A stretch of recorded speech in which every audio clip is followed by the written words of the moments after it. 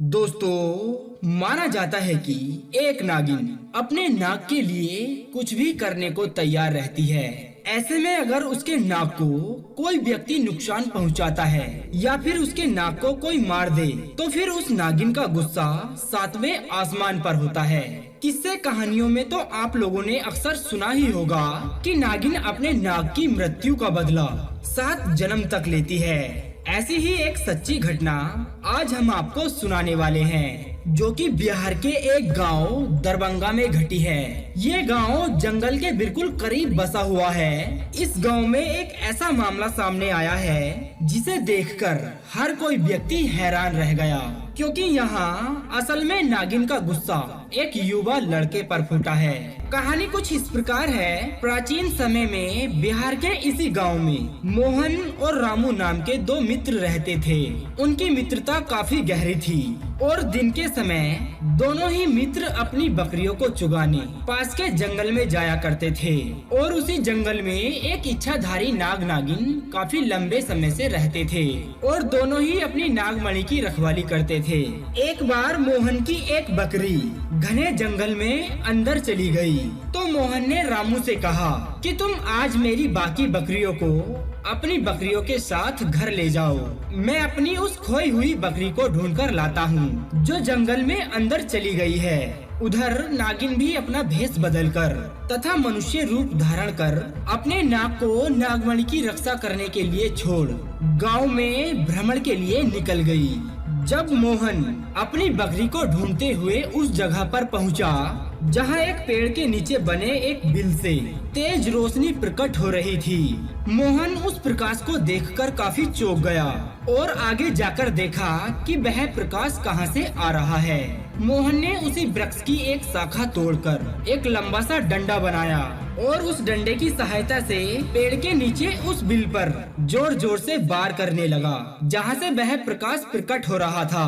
उस बिल को तोड़ते समय मोहन डंडे से बहुत तेजी के साथ वार कर रहा था, जिसमें से 2 डंडे उस बिल के अंदर मौजूद नाग को भी लग गए और नाग ने उसी समय अपने प्राणों को त्याग दिया।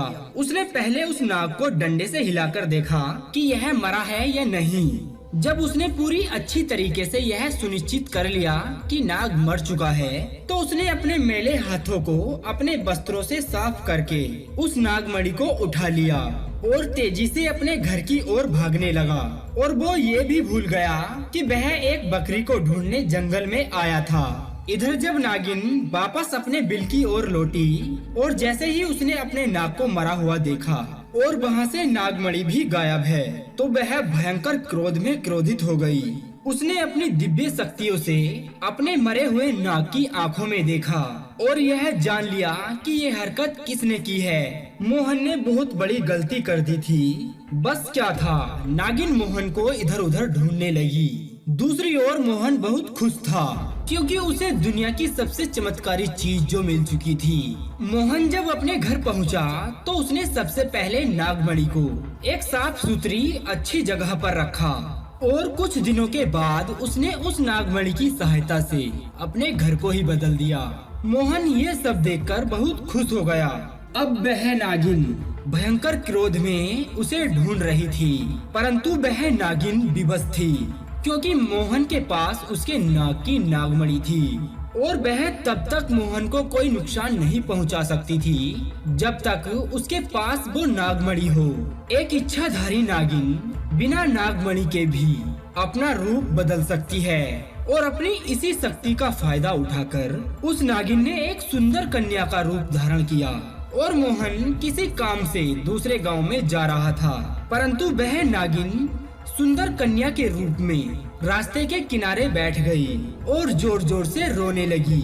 जब मोहन ने देखा कि एक बहुत ही सुंदर और सुशील लड़की रो रही है, तो वह तुरंत अपने वाहन को रोकता है और उस लड़की से पूछता है कि हे सुंदरी, आप रो क्यों रही हो?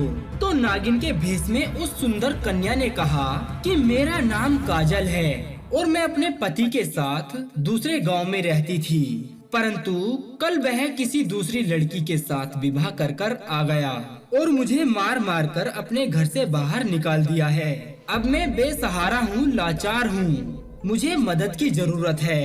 मोहन को उस लड़की पर तरस आ गया और उसकी सुंदरता के कारण मोहन उस लड़की की ओर आकर्षित भी होने लगा और उसे अपने साथ अपने गांव में अपने घर ले आया।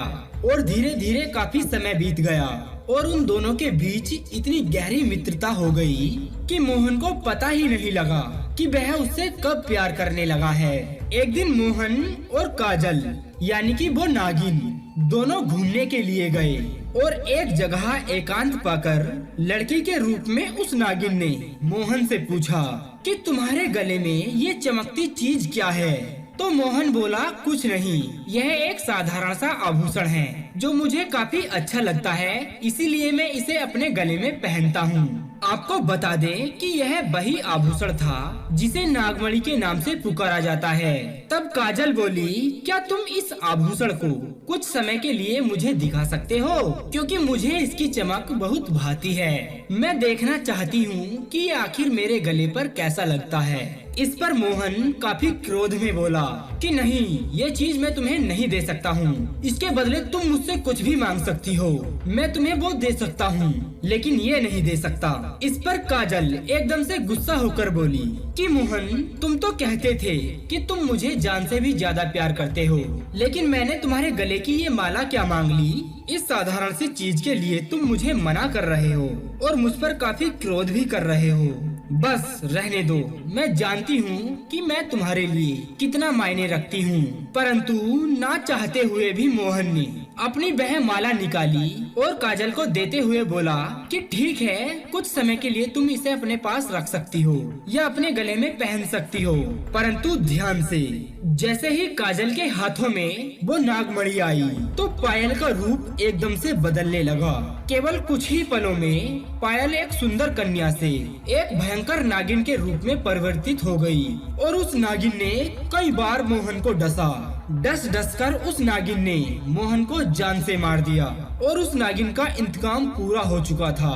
उस नागिन ने अपने नाग की मृत्यु का बदला ले लिया था। तो दोस्तों, ऐसे में कभी भी हमें अपने जीवन में यदि कोई नाग नागिन का जोड़ा दिखाई दे जाता है तो हमें उसे नहीं मारना चाहिए, बल्कि उसे अनदेखा करके वहाँ से चला जाना चाहिए। इसी में हमारी भलाई होती है। बस वीडियो के अंत में हम आपसे इतना ही कहना चाहेंगे कि हमें हमेशा परमेश्वर के द्वारा बनाई गई हर चीज व वस्तु की इज्जत करनी चाहिए, व रक्षा करनी चाहिए, क्योंकि एक मनुष्य का यही सच्चा धर्म होता है।